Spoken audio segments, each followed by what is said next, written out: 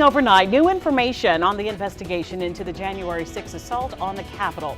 Two federal judges in D.C. have denied former President Trump's attempt to withhold records from the January 6th House Select Committee. He had been claiming executive privilege. Our Jess Arnold is live for us at the Capitol to break down what this all means moving forward. Good morning, Jess.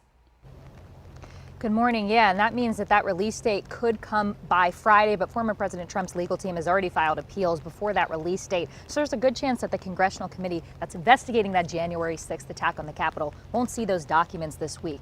Now, federal judge Tanya Chutkan wrote that Mr. Trump's position, quote, appears to be premised on the notion that his executive power exists in perpetuity. But presidents are not kings and plaintiff is not president.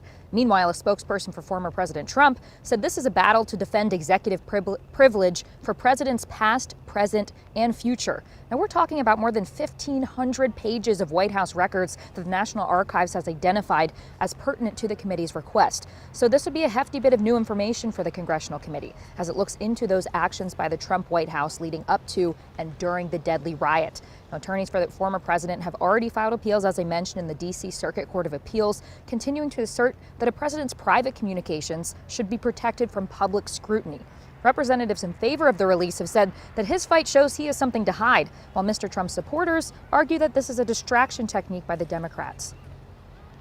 We're getting information from all sorts of sources, so no one individual is going to be able to frustrate our capacity to proceed. But what I'll say is this. It's just an attempt, and you know this as well as anybody, to distract from the horrific failures of the Biden presidency.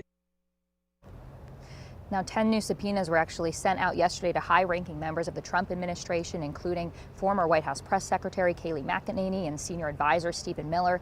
And last month, the House voted to hold former White House advisor Steve Bannon in contempt for ignoring a subpoena. Allison.